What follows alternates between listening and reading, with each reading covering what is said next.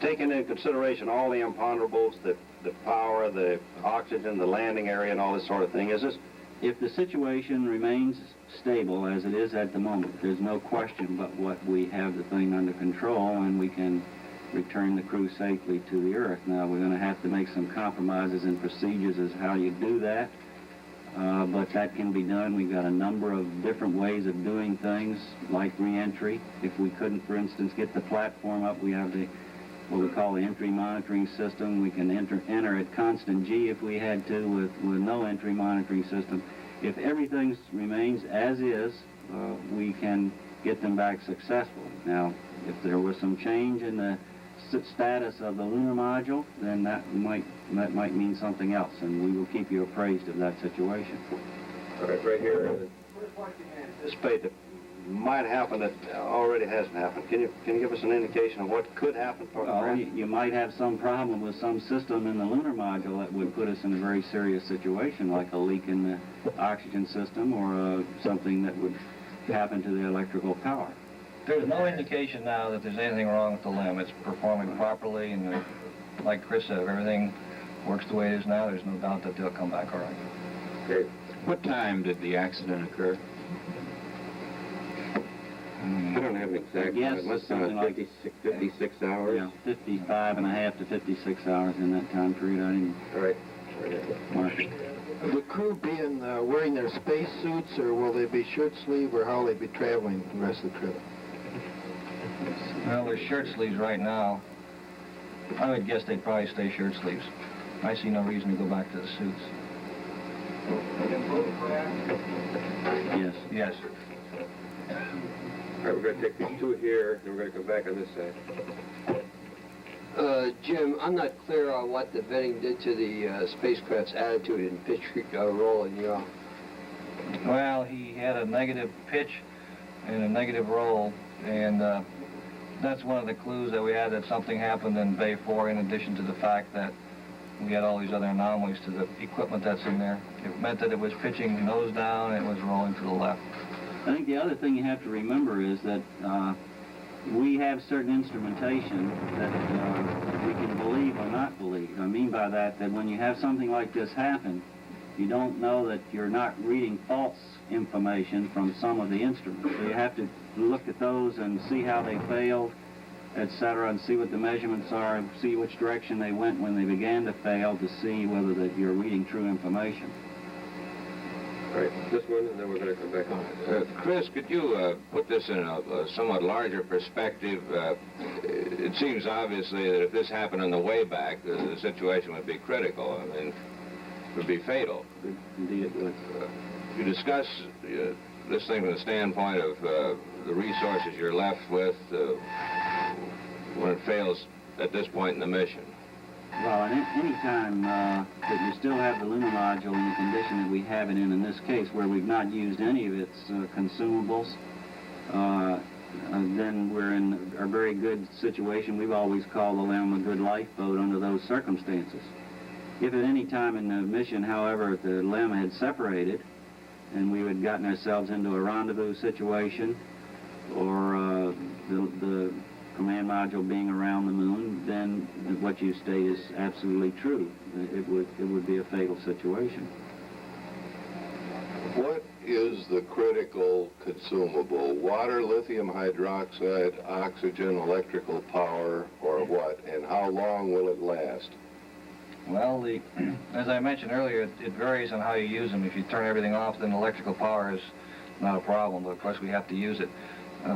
Oxygen, we have more than a sufficient quantity, and the LEM is self-sufficient except for the lithium hydroxide. We're going to have to be using lithium hydroxide out of the CSM to maintain the CO2 level at a lower level. So from that standpoint, we have to use both the command module and the LEM.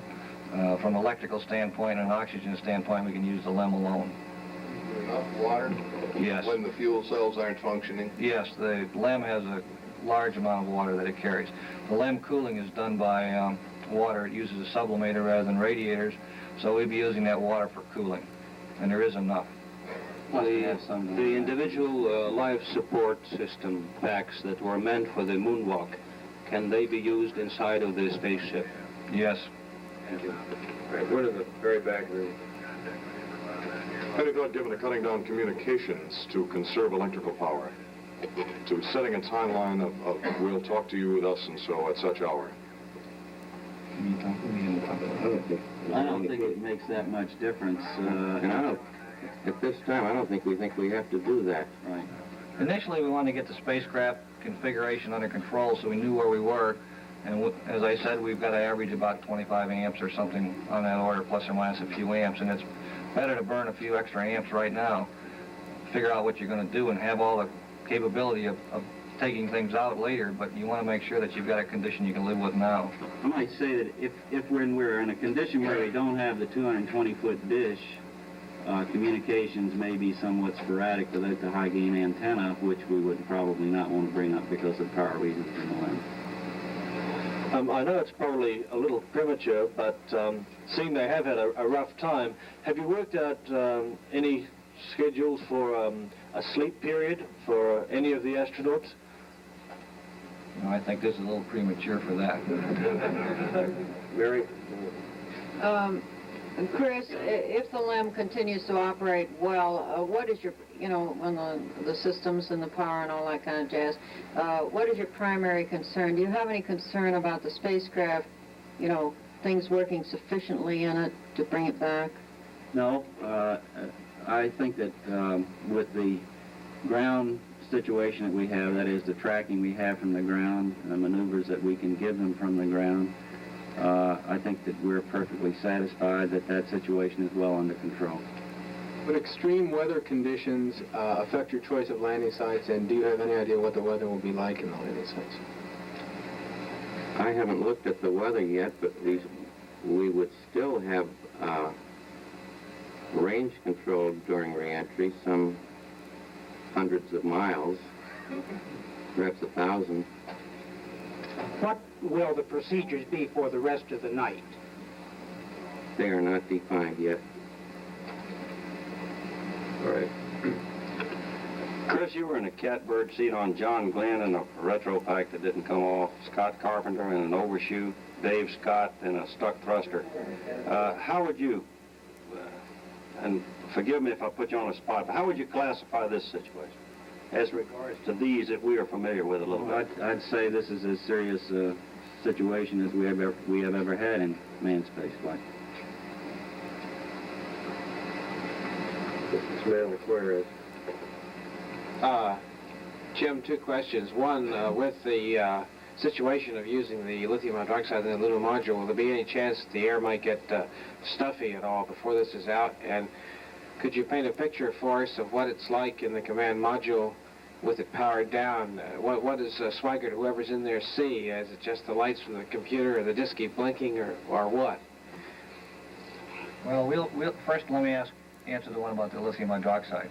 We'll be using the lithium hydroxide out of the LEM, and then we'll be using some out of the command module, and then some out of the LEM, and then some out of the command module, trying to keep the environments in both spacecraft acceptable. The diski has been turned off. The command module is powered down now, so there won't be any lights in it at all.